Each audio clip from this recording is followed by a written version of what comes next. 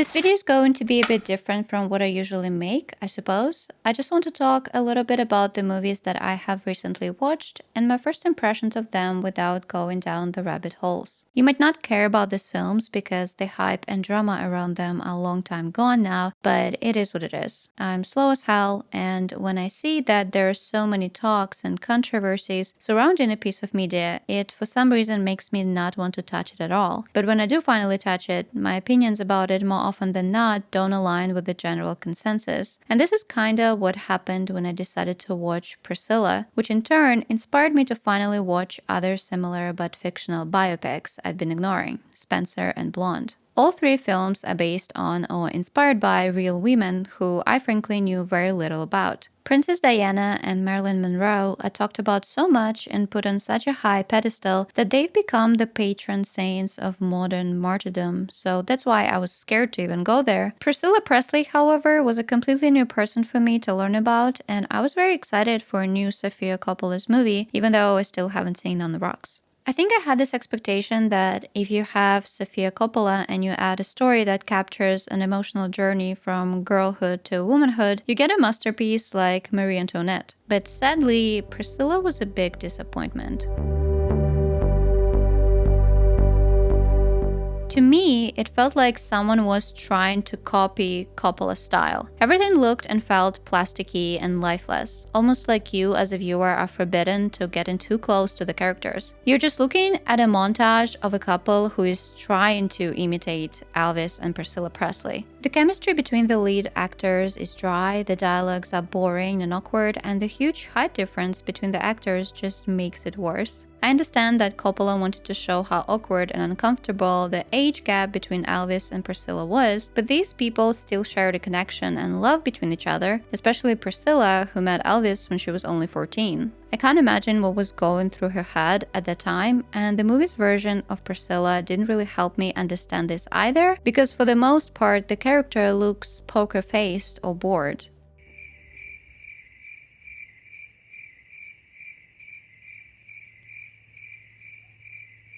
You're supposed to feel the entrapment and suffocation she feels while her every move is being controlled and monitored. You're supposed to feel the ache and loneliness she experiences when she sees Elvis with other women. You're supposed to sympathize with her struggles to conform to his lifestyle. In Marie Antoinette, Coppola managed to convey the same things, but in a more relatable way. I don't know how you can take the most popular fanfiction trope and turn it almost into a snooze fest, but at the same time, I understand that Coppola probably was afraid to offend the real family, but I just wanted more emotions from the characters, I guess. Spencer and Blonde made me completely forget about the actors behind the characters. Kristen Stewart and Ana de Armas completely possessed whoever they were playing. It was amazing because those movies truly focused on the emotional state of their characters. Sometimes it was done by using some questionable, cringy metaphors, but still. I was transformed into whatever world they were in. Priscilla, on the other hand, as I've already said, made me feel like a third-person observer. On paper, I do feel sympathy for the characters. Coppola actually did a good job at not veering into Elvis is a predator and this is his expose that some people expected her to do in a way. Despite Priscilla being a decade younger than Elvis, she seems more mature than him sometimes. The character of Elvis is basically a child trapped in a huge man's body who always calls for his daddy and throws tantrums when things don't go his way. No wonder the relationship isn't working because it's two kids plain family. Again, Coppola probably wanted to stay respectful to the real people and left it to the audience to form their own opinions about this relationship, and I believe this is the right thing to do. It's great that the real Priscilla Presley loved the movie, but if the whole story was entirely fictional, then I doubt that it would have been that compelling. The end didn't hit me as it should have been, almost like there was no climax to the story, no turning point when Priscilla finally says, "Enough, I can't take it anymore." I think the choppy, jumpy editing made it hard to follow her emotional progression, if there even was one. So when you see Priscilla finally breaking up with Elvis, it's like, oh, okay,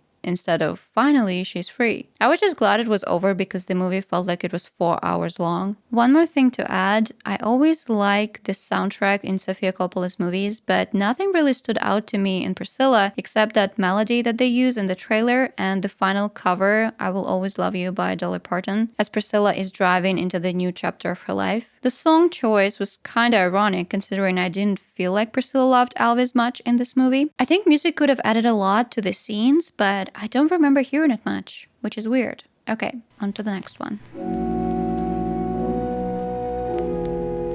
Spencer is not a traditional biopic, it's a fictionalized take on 3 days in Princess Diana's life during the Christmas of 1991. It dives inside her mental state while exploring the tension between her and the royal family, including her husband, Prince Charles. I remember when I first saw the news that Kristen Stewart was cast to play Princess Diana, it was hard to imagine her in this role since she's also not British, but it worked and I was very invested in the life of some princess that was coming undone. I was truly shocked when I saw and heard Kristen Stewart's accent for the first time in Spencer. I suppose this movie worked for me because I didn't even know what the real Princess Diana sounded like. Now, having seen videos and interviews with the real person, it's definitely not the worst, but also not the best imitation. It's very dramatic and theatrical and neurotic. And I'm surprised that Spencer wasn't bashed as much as Blonde for this. These two movies are pretty similar, but I understand why Blonde caused such a visceral reaction on people.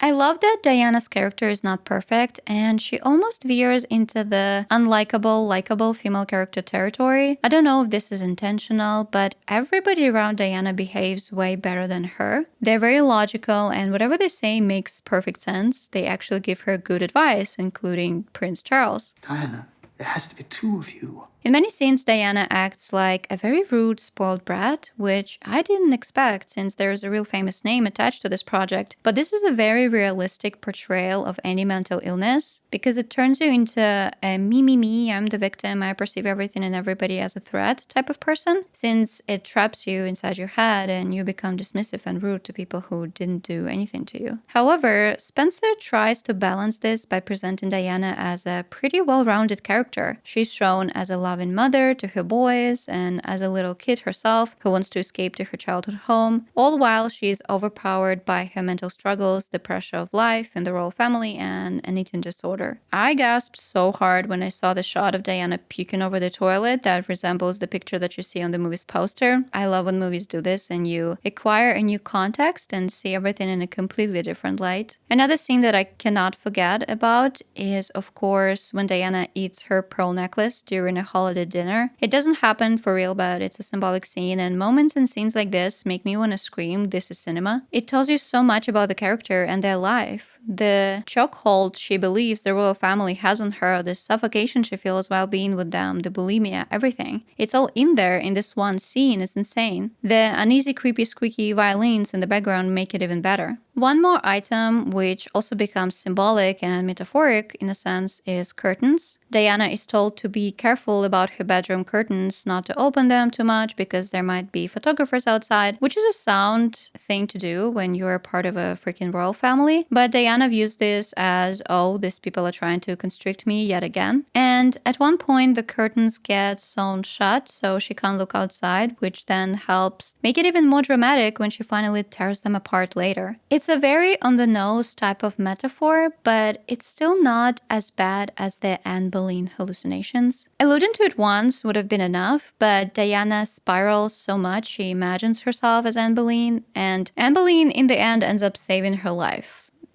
Cringe.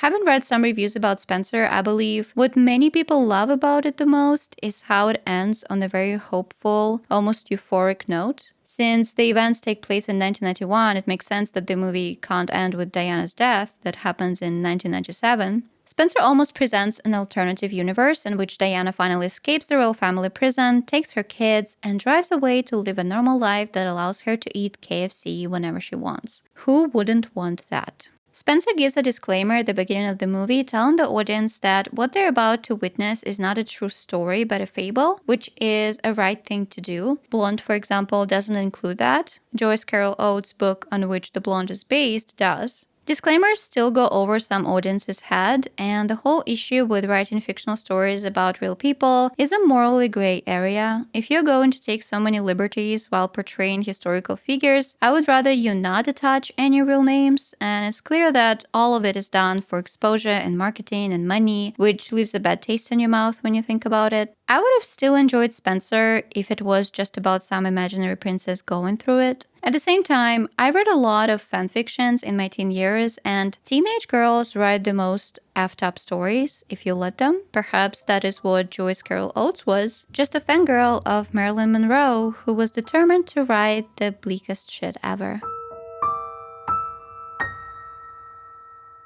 When I got to Blonde, I thought to myself, it would be insane if out of these 3 movies, I loved Blonde the most, because it's almost universally hated now. And of course I loved it. I wasn't trying to. I wanted to be as impartial as I could. I was interrupted many times while watching it actually, and I still managed to come back to the story every time, and it even made me tear up. When you see Norma, aka Marilyn, driving around the neighborhood looking at every man as her potential father before she crashes into a tree, oof.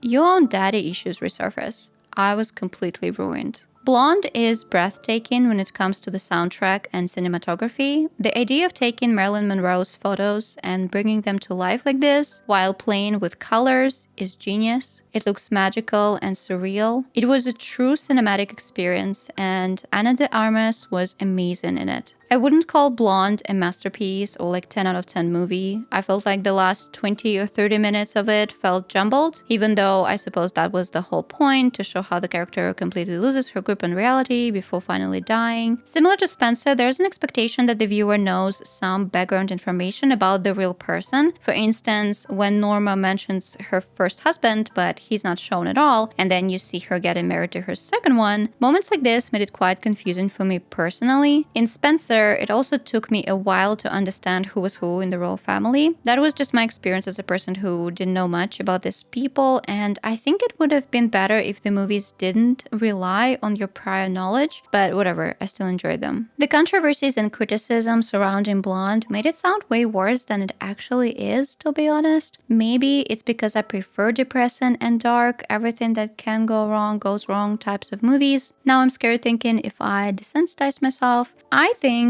if Blonde wasn't about Marilyn Monroe specifically, people would not have such a strong reaction to it, because the reviews I've read and the videos I've seen about it always try to compare the real life of Marilyn Monroe to the fiction that is Blonde to say how bad this movie is, when Blonde is an adaptation of a fictional book written by a woman. The male director didn't invent the story, he just wrote the script based on the already existing narrative. And even though I understand the frustrations and I do see it as disrespectful to the real person, I still could manage to separate the two. Maybe I'm going to hell for this. I want to quickly go over some of the criticism Blonde received and what I felt about those scenes while watching the movie. First things first, I never felt like Blonde was making fun of its female character or diminishing her in any way. On the contrary, almost everybody around Norma acts like trash. The casting directors who undermine her intelligence. You've read Dostoevsky, have you, honey?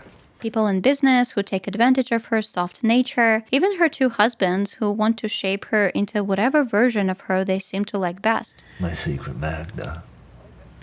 Yes. Nobody's trying to know the real her, and since Norma is such a tender and deeply insecure person, it's easy to exploit her. Some of the scenes are so direct that it's a bit too much, which makes it similar to Spencer.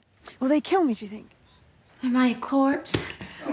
Blonde made me care deeply about its main female lead and feel a ton of empathy for her. She's also shown fighting back, trying to break free from the Marilyn persona she's created, so Norma is not a passive character in my eyes. Fuck Marilyn, she's not here.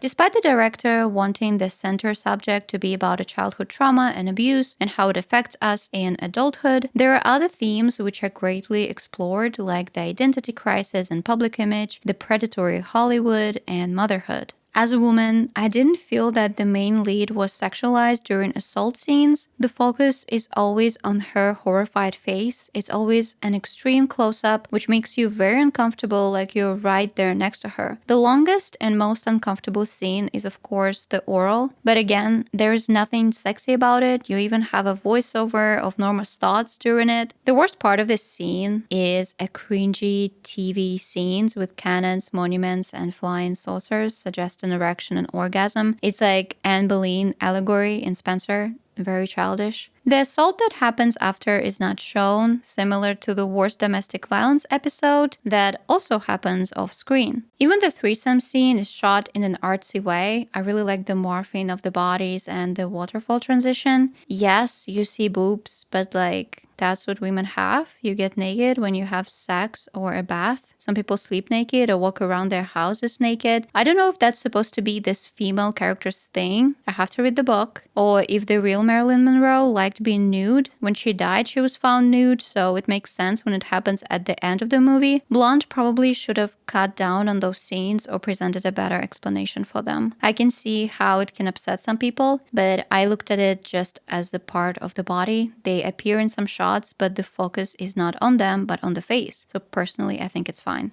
Now, about abortion scenes and a talking fetus and how it's a pro-life propaganda. I'm pro whatever you decide to do with your body. It's not mine, so I don't care. But presenting abortion in such a traumatic way is valid. I guess I'm gonna use this word. It's not a walk in the park for some women. You can show it in a comedic, nonchalant way, or you can focus on how horrible the whole procedure is. It depends on the character and the movie. Both should be allowed to exist. In Blonde, for a couple of seconds, you see how a metal speculum enters Norma's privates, which I've never seen done in movies, so that was interesting. And it made it feel very invasive, which is the truth. Every time I'm in a gyno chair, I want to die because it's never comfortable and painless. It's true that abortion scenes are hard to watch emotionally, but if you are easily triggered by certain topics, you should look up the movies beforehand. Perhaps Netflix also should have included more content warnings. I personally don't need the warnings. If I can't look at something, I close my eyes and turn away or fast forward. Norma talking to her fetus makes sense since a forced abortion traumatized her, and she also can't decide if she wants to bring children into this world. She wants to be a mother, but being pregnant triggers her childhood memories and traumas, and she is scared that her kid is going to inherit her mother's mental illness. So there's a lot to unpack. It's not even that long of a scene, and by terminating a pregnancy, you are terminating a potential life. I don't understand how this is controversial. Everybody should have that choice, but it's your choice, and you have to live with its consequences. Some handle it well, and some don't, and it's okay to show that representation. Some people felt that Blonde is also infantilizing its female lead because Norma keeps calling her husband's daddy. The sexualization of the word daddy has ruined a lot for people. I'm not gonna lie, when I heard it the first time, I cringed, but I got used to it and you understand why the character is doing it. It's a term of endearment for Norma and she craves protection and care from men. Some sources I found say that the real Marilyn Monroe did use daddy along with Papa, so now what? Overall, I get why some people were very angry while watching this film. Certain movies do that to me too, I'm not immune. And it's very fascinating to see what sets you off the most. Something about Blonde touched me very deeply and I'm planning on reading the book and probably learning more about the real Marilyn Monroe. I haven't even seen her movies.